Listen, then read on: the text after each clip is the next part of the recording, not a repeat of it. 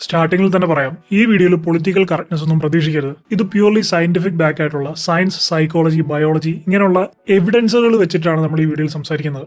അപ്പം എപ്പോഴും സയൻസും പൊളിറ്റിക്കൽ കറക്റ്റ്നെസ്സും തമ്മിൽ ഒരുമിച്ച് ഒരുപോലെ ചേർന്ന് പോകണമെന്നില്ല. കാരണം പൊളിറ്റിക്കൽ കറക്റ്റ്നെസ് എന്ന് പറയുന്ന ഒരു സയൻസ് അല്ല, അത് ശരിക്കും പറഞ്ഞാൽ നമ്മൾ മനുഷ്യർ ഉണ്ടാക്കിയെടുത്ത ഒരു കൾച്ചറാണ്. On the other hand science എന്ന് പറയുന്നത് എവിഡൻസ് ബേസ്ഡ് ആയിട്ടുള്ള തെളിവുകളെ അടിസ്ഥാനമാക്കി പരീക്ഷണങ്ങളിലൂടെ തെളിയിക്കപ്പെട്ടിട്ടുള്ള ഒന്നാണ്. സെയിം ടൈം പൊളിറ്റിക്കൽ കറക്റ്റ്നെസ് എന്ന് പറയുന്നത് ഈ സമൂഹത്തിലെ പാർശ്വവൽക്കരിക്കപ്പെട്ടത് ദുർബലരോ ആയിട്ടുള്ള വിഭാഗങ്ങളെ ജാതി, മതം, ലിംഗഭേദം, ശാരീരിക അവസ്ഥകൾ ഇതിന്റെയൊക്കെ അടിസ്ഥാനത്തിൽ അവർക്ക് തുല്യത ഉറപ്പാക്കാനുള്ള ഒരു ശ്രമമാണ്.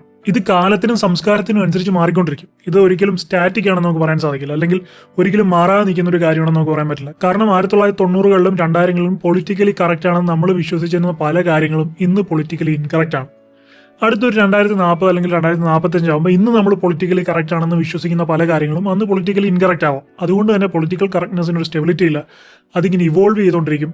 ആളുകളുടെ കൾച്ചർ അനുസരിച്ച്, ആളുകളുടെ സംസ്കാരം അനുസരിച്ച് മാറിക്കൊണ്ടിരിക്കും. പക്ഷെ സയൻസ് എന്ന് പറയുന്നത് 90% പല വസ്തുതകളുടെ അടിസ്ഥാനത്തിൽ, തെളിവുകളുടെ അടിസ്ഥാനത്തിൽ, ഒബ്സർവേഷന്റെ അടിസ്ഥാനത്തിൽ സ്ഥിരീകരിക്കുന്ന കാര്യങ്ങളാണ്. ഒരു എക്സാമ്പിളിലൂടെ ഞാൻ പറഞ്ഞുതരാം. ഇപ്പോൾ ജെൻഡർ ഇക്വാലിറ്റി എന്ന് പറയുന്നത് പൊളിറ്റിക്കൽ കറക്റ്റ്നെസ് ആണ്.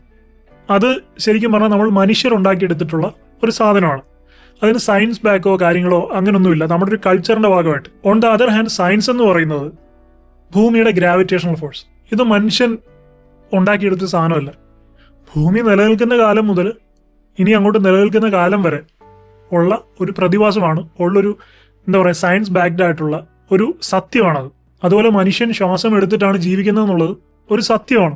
അപ്പൊ അത് കാലത്തിനനുസരിച്ച് മാറുന്നൊരു സാധനമല്ല. മനുഷ്യൻ ഉണ്ടായ കാലം മുതൽ ഇതുവരെയും മനുഷ്യൻ ശ്വാസം എടുത്തിട്ട് തന്നെയാണ് ജീവിക്കുന്നത്. സോ ഇതാണ് പൊളിറ്റിക്കൽ കറക്റ്റ്നെസ്സും സയൻസും തമ്മിലുള്ള വ്യത്യാസം. അതുകൊണ്ട് തന്നെ പലപ്പോഴും ഈ പൊളിറ്റിക്കൽ കറക്റ്റ്നെസ്സും സയൻസും തമ്മിൽ യോജിച്ചു പോകില്ല. നമ്മുടെ വിഷയത്തിലേക്ക് കൂടുതൽ പോകുന്നതിന് മുമ്പ് ഇതിനെപ്പറ്റി കൃത്യമായിട്ട് പറയണം, അല്ലെങ്കിൽ നിങ്ങൾക്ക് ഡൗട്ട് ഉണ്ടാകാൻ സാധ്യതയുണ്ട്. അതുകൊണ്ടാണ് ഞാൻ പറയുന്നത്, ഇപ്പൊ പൊളിറ്റിക്കൽ കറക്റ്റ്നെസ്സിനെയും സയൻസിനെയും ഇത് തമ്മിൽ വിരുദ്ധമായിട്ട് പോകുന്നത്, തമ്മിൽ ചേർന്ന് പോകാത്തൊരു കാര്യം ഞാൻ ഒരു എക്സാമ്പിൾ ഞാൻ പറഞ്ഞുതരാം. ഉദാഹരണത്തിന് ഇപ്പൊ അമിതവണ്ണമുള്ള ഒരാൾ, അപ്പോൾ സയൻസ് പറയുന്നത് എപ്പോഴും ഫിറ്റ് ആയിട്ടിരിക്കുക, ഹെൽത്തി ആയിട്ടിരിക്കുക, കറക്റ്റ് BMI, കറക്റ്റ് ബോഡി വെയിറ്റിലിരിക്കുക എന്നുള്ളതാണ് സയൻസ് പറയുന്നത്. അപ്പം ഡോക്ടർ അയാളോട് പറയും, നിങ്ങളിപ്പോൾ അമിതവണ്ണമാണ്, നിങ്ങൾക്ക് വണ്ണക്കൂടുതലാണ്, നിങ്ങൾ വണ്ണം കുറയ്ക്കണമെന്ന് പറയും.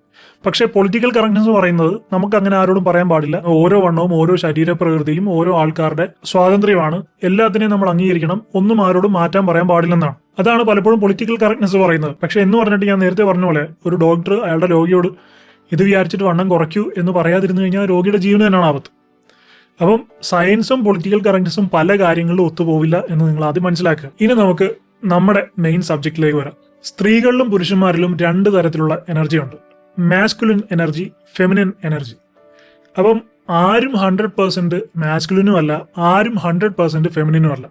ഇതിന്റെയൊക്കെ ഒരു പെർസെൻറ്റേജ് കോമ്പോസിഷനാണ് എല്ലാ ആളുകളും, എല്ലാ മനുഷ്യരും. ഇപ്പൊ നമ്മൾ നല്ല മാസ്കുലിനായിട്ട് കാണുന്ന ഒരു പുരുഷൻ, അവൻ 90% മാസ്കുലിനും 10% ഫെമിനിൻ എനർജി ആയിരിക്കും അതിലുണ്ടാകുന്നത്.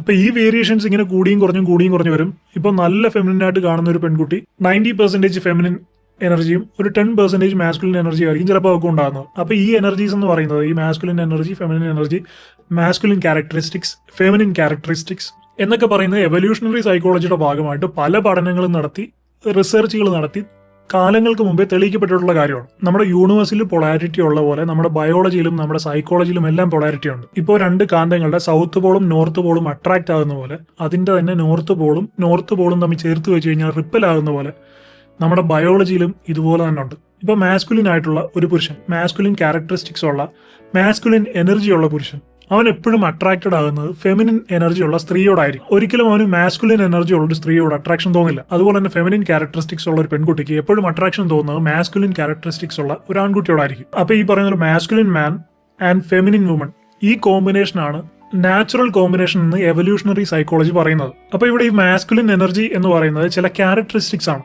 ലോജിക്, പ്രൊട്ടക്ഷൻ, പർപ്പസ്, ഇതൊക്കെ മാസ്കുലിൻ എനർജിയുടെ ചില ക്യാരക്ടറിസ്റ്റിക്സ് ആണ്. അവന്റെ ഓപ്പോസിറ്റ് എനർജിയിൽ നിൽക്കുന്ന സ്ത്രീക്ക്, ഫെമിനിൻ എനർജിയിൽ നിൽക്കുന്ന സ്ത്രീക്ക് കെയറിംഗ്, പ്രൊട്ടക്ഷൻ ഇങ്ങനെയുള്ള കാര്യങ്ങൾ പ്രൊവൈഡ് ചെയ്യും. തിരിച്ച് ഫെമിനിൻ എനർജിയുടെ ചില ക്യാരക്ടറിസ്റ്റിക്സ് എന്ന് പറയുന്നത് ലവ്, നേർച്ചറിങ്, ഇമോഷൻ ഇങ്ങനെയുള്ള കാര്യങ്ങളാണ്. അപ്പൊ ഈ 2 കോമ്പിനേഷനും ഒന്നിക്കുമ്പോൾ അവിടെ സക്സസ് റേഷ്യോ കൂടുതലായിട്ടാണ് എവല്യൂഷണറി സൈക്കോളജി പറയുന്നത്. കാരണം അവിടെ ഈഗോ കമ്പാരേറ്റീവ്ലി കുറവായിരിക്കുമെന്നാണ് പറയുന്നത്. കാരണം ഓപ്പോസിറ്റ് ക്യാരക്ടറിസ്റ്റിക്സ് ആയതുകൊണ്ട് തന്നെ ഇവർ തമ്മിലുള്ള കോമ്പറ്റീഷൻ കുറവായിരിക്കും. കോമ്പറ്റീഷൻ കുറയുമ്പോൾ ഈഗോയും അതിനൊപ്പം തന്നെ കുറയുന്നുണ്ട്. രണ്ടുപേരും പരസ്പരം ഫില്ല് ചെയ്യുന്നു, പരസ്പരം കംപ്ലീറ്റ് ചെയ്യുന്നു. പക്ഷെ ചെറിയൊരു ശതമാനം ഈ ബന്ധങ്ങളിൽ പ്രശ്നം വരാനുള്ള കാരണം എന്ന് പറയുന്നത് ടോക്സിക് മാസ്കുലിനിറ്റിയാണ്, അല്ലെങ്കിൽ സ്ത്രീയുടെ ഭാഗത്തു നിന്നുണ്ടാകുന്ന ഹൈപ്പർ ഡിപ്പെൻഡൻസിയാണ്. നമ്മുടെ ആദ്യത്തെ കോമ്പിനേഷനിൽ സൈക്കോളജിയും ബയോളജിയും കറക്റ്റായിട്ട് അലൈൻഡ് ആകുന്നുണ്ട്. പുരുഷന്റെ ക്യാരക്ടറിസ്റ്റിക്സ് എന്ന് പറയുന്ന മാസ്കുലിൻ ആണ്, അവന്റെ സൈക്കോളജിയും മാസ്കുലിൻ ആകുമ്പോഴാണ് അവൻ ഒരു മാസ്കുലിൻ മാൻ ആകുന്നത്. ഓപ്പോസിറ്റ് സൈഡിൽ സ്ത്രീ എന്ന് പറയുന്ന ഫെമിനിൻ ആണ്, അവരുടെ സൈക്കോളജിയും ഫെമിനിൻ ആകുമ്പോൾ രണ്ടുപേരുടെ സൈക്കോളജിയും ബയോളജിയും കറക്റ്റായിട്ട് അലൈൻഡ് ആണ്. ഇനി സെക്കൻഡ് കോമ്പിനേഷൻ വരുമ്പോൾ മാസ്കുലിൻ വുമൺ പ്ലസ് ഫെമിനിൻ മാൻ, ഇതിനെ റോൾ റിവേഴ്സൽ കോമ്പിനേഷൻ എന്നാണ് പറയുന്നത്. സ്ത്രീയുടെ ബയോളജി എന്ന് പറയുന്നത് ഫെമിനിൻ ആണ്, അവർക്ക് XX ക്രോമസോം ആണുള്ളത്, ഫെമിനിൻ ക്യാരക്ടറിസ്റ്റിക്സ് ആണ് അവരുടെ ബോഡിയിലുള്ളത്. പക്ഷെ അവരുടെ സൈക്കോളജിക്കലി അവർ മാസ്കുലിൻ എനർജിയാണ്. ഇതുപോലെ തന്നെ പുരുഷന്റെ കാര്യം നോക്കുമ്പോഴും അവന്റെ ബയോളജി എന്ന് പറയുന്ന XY ക്രോമസോം ഉള്ള മാസ്കുലിൻ ആയിട്ടുള്ള ബയോളജിയാണ്, പുരുഷ ശരീരമാണ്, പക്ഷെ എനർജി എന്ന് പറയുന്നത് ഫെമിനിൻ ആണ്. അപ്പൊ ഈ ഒരു രണ്ട് കോമ്പിനേഷനിൽ ഇവരുടെ സൈക്കോളജിയും ബയോളജിയും തമ്മിൽ അത്ര അങ്ങോട്ട് ചേർന്ന് പോയില്ല. പക്ഷെ ഓപ്പോസിറ്റ് എനർജീസ് ആയതുകൊണ്ട്, മാസ്കുലിൻ എനർജിയും ഫെമിനിൻ എനർജിയും ആയതുകൊണ്ട് ഇവർ തമ്മിൽ തുടക്കകാലങ്ങളിൽ വലിയ കുഴപ്പമില്ലാതെ നല്ല രീതിയിൽ തന്നെ ഫസ്റ്റ് കോമ്പിനേഷൻ പോകുന്ന പോലെ തന്നെ വലിയ കുഴപ്പമില്ലാതെ പോകും. പക്ഷെ ഇവിടെ പ്രശ്നങ്ങൾ വരുന്നത് എപ്പോഴാന്ന് വെച്ച് കഴിഞ്ഞാൽ, പുറത്തുനിന്ന് കാണുന്ന ആളുകൾ, പുറത്തുനിന്ന് ജഡ്ജ് ചെയ്യുന്ന ആളുകൾ, ഇപ്പൊ പല സ്ഥലത്തും നമ്മൾ കേൾക്കുന്ന പോലെ അവനൊരു പാവാടയാണ്, അല്ലെങ്കിൽ അവനൊരു പെൺകോന്തരാണ്, അങ്ങനെയുള്ള പല ഇപ്പൊ പൊളിറ്റിക്കലി ഇൻകറക്റ്റ് ആയിട്ടുള്ള പല ടേംസും പല ആളുകളും പറയുന്ന കേൾക്കാം.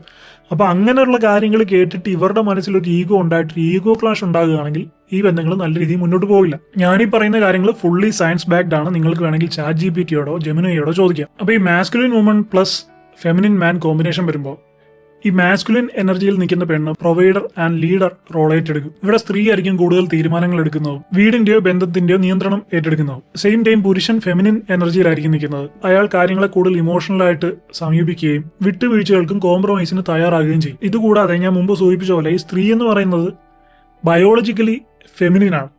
അതുകൊണ്ട് തന്നെ അവരുടെ ഹോർമോൺസ് കാര്യങ്ങളെല്ലാം കൂടുതൽ ഫെമിനിൻ, ഈസ്ട്രൈൻ ആണ് ഹോർമോൺ. അപ്പോൾ ആ ഹോർമോണിൻ്റെതായിട്ടുള്ള ക്യാരക്ടറിസ്റ്റിക്സ് ഉണ്ടാവും. അതുകൊണ്ട് തന്നെ എപ്പോഴെങ്കിലും ഇവർക്ക് ഈ മാസ്കുലിൻ എനർജി വിട്ട് ഫെമിനിൻ ആകണം, അതായത് എനിക്ക് കെയറിങ് വേണം, എനിക്ക് പ്രൊട്ടക്ഷൻ വേണം, ഇങ്ങനെയൊക്കെയുള്ള കാര്യങ്ങൾ തോന്നുമ്പോൾ അത് പ്രൊവൈഡ് ചെയ്യാൻ സൈക്കോളജിക്കലി ഫെമിനിൻ എനർജി ഉള്ള പുരുഷന് പലപ്പോഴും സാധിച്ചോളണമെന്നില്ല. അവൻ ഇമോഷണലി ഡിപ്പെൻഡ് ചെയ്യുന്ന ഈ മാസ്കുലിൻ എനർജിയുള്ള സ്ത്രീയാണ്. സോ അവർക്ക് അവരുടെ ഹോർമോണൽ ഇൻസ്റ്റിങ്സ് കൊണ്ട് അവർ ആഗ്രഹിക്കുന്ന ആ ഒരു പ്രൊട്ടക്ഷൻ, ആ ഒരു കെയറിങ് ചിലപ്പോൾ അതൊന്നും ഈ പുരുഷനിൽ നിന്ന് കിട്ടണമെന്നില്ല. ആ ഒരു സമയത്ത് ഈ സ്ത്രീക്ക് ചിലപ്പം അവളെക്കാളും മാസ്കുലിൻ എനർജിയിലുള്ള ഒരു പ്രൊട്ടക്ടർ ലീഡർ ക്വാളിറ്റിയുള്ള പുരുഷനോട് അട്രാക്ഷൻ തോന്നാനും ഈ ബന്ധത്തിന് വിള്ളൽ വരാനും സാധ്യതയുണ്ട്. ഇതൊന്നും ഞാൻ പറയുന്നതല്ല, എവല്യൂഷണറി സൈക്കോളജി പറയുന്നതാണ്, സയൻസ് പറയുന്നതാണ്. അപ്പൊ നിങ്ങൾക്ക് പലപ്പോഴും ഇതൊക്കെ പൊളിറ്റിക്കലി ഇൻകറക്റ്റ് ആയിട്ട് തോന്നാം. അതുകൊണ്ടാണ് ഞാൻ വീഡിയോയുടെ തുടക്കത്തിലെ പറഞ്ഞ പൊളിറ്റിക്കൽ കറക്റ്റ്നെസ്സും സയൻസും പലപ്പോഴും രണ്ട് വഴികളിലൂടെയാണ് സഞ്ചരിക്കുന്നത്. നമുക്ക് നമ്മുടെ ചിന്താഗതികളുണ്ട്, നമുക്ക് സമൂഹത്തിൽ കുറെ നിയമങ്ങളൊക്കെ ഉണ്ടാക്കി വെക്കാം, ഒരു മനുഷ്യൻ എങ്ങനെ പെരുമാറണം പോകണം എന്നൊക്കെയുള്ള കുറെ നിയമങ്ങളൊക്കെ നമുക്ക് ഉണ്ടാക്കി വെക്കാം. പക്ഷെ നമ്മൾ ഉണ്ടാക്കുന്ന അങ്ങനെയുള്ള നിയമങ്ങൾ കൊണ്ട് നമ്മുടെ ബയോളജിയോ നമ്മുടെ സൈക്കോളജിയോ പലപ്പോഴും ചേഞ്ച് ചെയ്യാൻ സാധിക്കില്ല. അത് പ്രകൃതിയിൽ നിന്ന് കിട്ടിയ നാച്ചുറലായിട്ട് ഹ്യൂമൻ ഇൻഹെറിറ്റ് ചെയ്തതാണ്. ഇനി മൂന്നാമത്തെ combination masculine man and masculine woman 90% വർക്കാകാത്ത ഒരു കോമ്പിനേഷനാണ്. പലപ്പോഴും പൂർണ്ണ പരാജയം മാത്രമായിരിക്കും ഈ കോമ്പിനേഷൻ. എക്സെപ്ഷൻസ് ഉണ്ടാകും, പക്ഷെ മോസ്റ്റ്ലി അങ്ങനെയാണ് എവല്യൂഷണറി സൈക്കോളജി പറയുന്നത്. അതായത് ഒരു ടെറിട്ടറിയിൽ എപ്പോഴും ഒരു സിംഹമോ അല്ലെങ്കിൽ ഒരു കടുവയോ മാത്രം ഉണ്ടാവുള്ളൂ. രണ്ട് സിംഹങ്ങൾ അല്ലെങ്കിൽ രണ്ട് കടുവകൾ ഒരേ ടെറിട്ടറി വന്നാൽ ഇത് രണ്ടും തമ്മിൽ യുദ്ധം ചെയ്യും. ഏതെങ്കിലും ഒരു കടുവ അല്ലെങ്കിൽ ഏതെങ്കിലും ഒരു സിംഹം മരണപ്പെടും, മറ്റേ വിജയിക്കുന്ന ആൾ ആ ടെറിട്ടറി ഭരിക്കും. അത് തന്നെയാണ് മാസ്കുലിൻ മാൻ പ്ലസ് മാസ്കുലിൻ വുമൺ. രണ്ടും ഈ പറയുന്ന പോലെ ആൽഫ മാസ്കുലിൻ എനർജീസ് ആണ്. അതുകൊണ്ട് തന്നെ ഈ റിലേഷനിൽ രണ്ടുപേരും ബന്ധം കൺട്രോൾ ചെയ്യാൻ ശ്രമിക്കും, രണ്ടുപേരും ബന്ധം ലീഡ് ചെയ്യാൻ ശ്രമിക്കും, രണ്ടുപേരും പ്രൊട്ടക്ടർ ആൻഡ് ലീഡർ എന്നുള്ള ആ ഒരു പോസ്റ്റിന് വേണ്ടി രണ്ടുപേരും നമ്മൾ എപ്പോഴും കോൺഫ്ലിക്ട്സ് ആയിരിക്കും. അതുകൊണ്ട് തന്നെ റിലേഷൻഷിപ്പ് ഡൈനാമിക്കിൽ ഏറ്റവും കൂടുതൽ ഈഗോ നമുക്ക് കാണാൻ പറ്റുന്ന ഒരു റിലേഷൻഷിപ്പാണ് മാസ്കുലിൻ മാൻ പ്ലസ് മാസ്കുലിൻ വുമൺ. രണ്ടുപേരും ഒരിക്കലും വിട്ടുകൊടുക്കില്ല. ഇപ്പോൾ ഒരാൾ കുറച്ചൊരു വിട്ടുവീഴ്ച ചെയ്യാമെന്ന് വിചാരിച്ചാൽ തന്നെ ആ ഉള്ളിൽ കിടക്കുന്ന മാസ്കുലിൻ എനർജി അതിന് സമ്മതിക്കില്ല.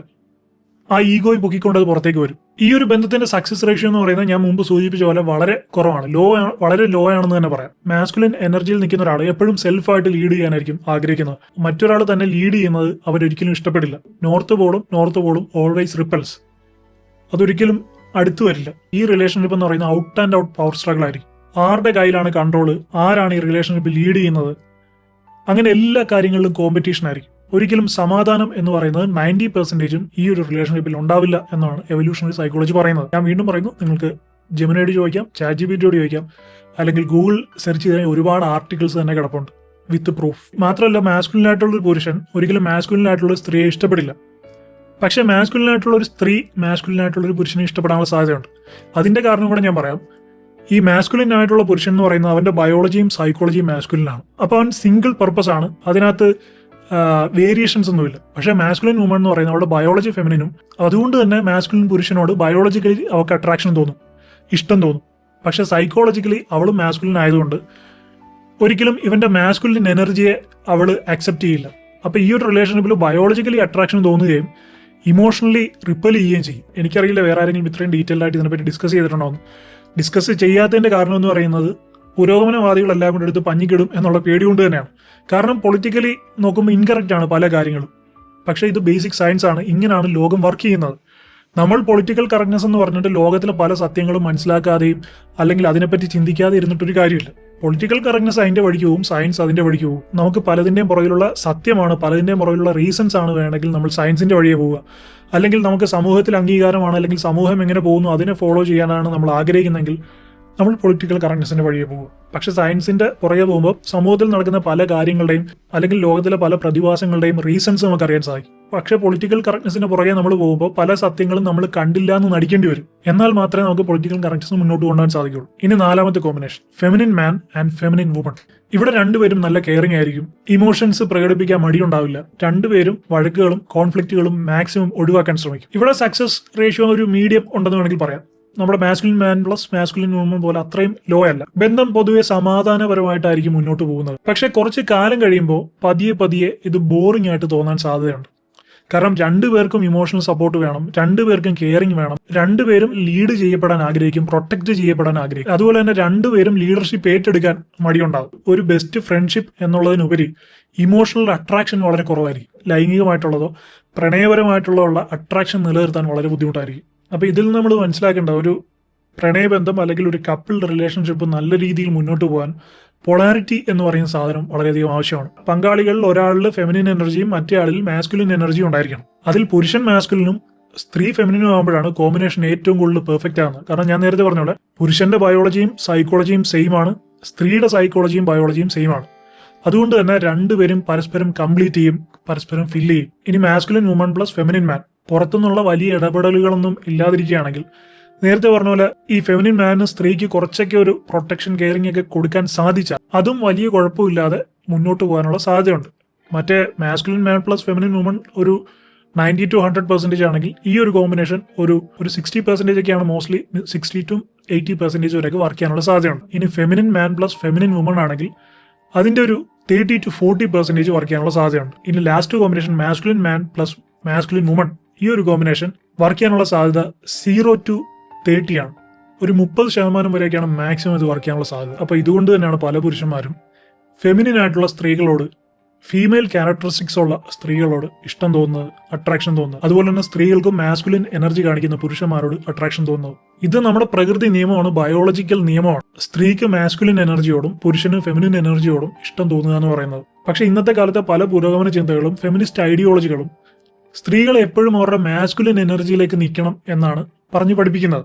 അപ്പൊ മാസ്കുലിൻ ആയിട്ടുള്ളൊരു സ്ത്രീക്ക് അത് ഫോളോ ചെയ്ത് മാസ്കുലിൻ ആകാൻ ഒരു ബുദ്ധിമുട്ടും ഉണ്ടാവില്ല. കാരണം അവർ സൈക്കോളജിക്കലി അതിനു വേണ്ടിയിട്ടാണ് വയർ ചെയ്യപ്പെട്ടിരിക്കുന്നത്. പക്ഷെ ഒരു ഫെമിനിൻ ആയിട്ടുള്ള സ്ത്രീയോട് നീയും മാസ്കുലിൻ എനർജി നിൽക്കണമെന്ന് പറയുന്നത് അവൾക്ക് ഇമോഷണലി ഭയങ്കര ട്രെയിനിങ് ആയിരിക്കും, ഇമോഷണലി ഭയങ്കര ബുദ്ധിമുട്ടായിരിക്കും.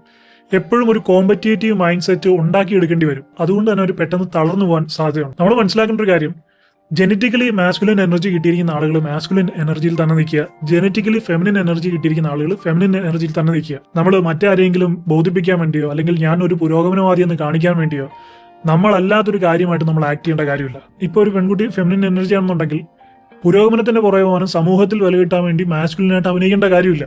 നിങ്ങൾ എന്താണ് അതാണ് നിങ്ങൾ, അങ്ങനെ വേണം നിങ്ങൾ അക്സെപ്റ്റ് ചെയ്യാൻ. അതാണ് നിങ്ങളുടെ ഒറിജിനാലിറ്റി. നിങ്ങളുടെ സൈക്കോളജിയും ബയോളജിയും അതാണ് ഡിമാൻഡ് ചെയ്യുന്നത്, അതാണ് നിങ്ങൾക്ക് വേണ്ടത്. പിന്നെ ഒരു കാര്യം, ഇപ്പോൾ ഒരു സ്ത്രീക്ക് അവളുടെ വർക്ക് പ്ലേസിൽ ജോലി ചെയ്യുന്ന സ്ഥലത്ത് മാസ്കുലിൻ എനർജി, ആ ഒരു ബോസ് ലേഡി ഇമേജ് കാണിക്കാനും നമ്മുടെ ആ ഒരു ലീഡർഷിപ്പ് ക്വാളിറ്റി, ഡിസിഷൻസ് പെട്ടെന്ന് എടുക്കാനുള്ള ഒരു ക്വാളിറ്റി, അങ്ങനെയുള്ള പല മാസ്കുലിൻ എനർജീസും നമുക്ക് വർക്ക് പ്ലേസിൽ വളരെയധികം ആവശ്യമായിട്ട് വരും. വീട്ടിൽ വരുമ്പോൾ അവളുടെ ഒറിജിനൽ ക്യാരക്ടറിസ്റ്റിക്സ്, ഫെമിനിൻ ക്യാരക്ടറിസ്റ്റിക്സ് കാണിക്കാനും സാധിക്കും. അപ്പൊ അങ്ങനെയുള്ള ബന്ധങ്ങളിൽ അതൊന്നും ഒരു പ്രശ്നമല്ല. സോ ഇന്നത്തെ വീഡിയോയിൽ നമ്മൾ മാസ്കുലിൻ എനർജി, ഫെമിനിൻ എനർജി ഇതിനെ രണ്ടും പറ്റിയാണ് ഡിസ്കസ് ചെയ്തത്.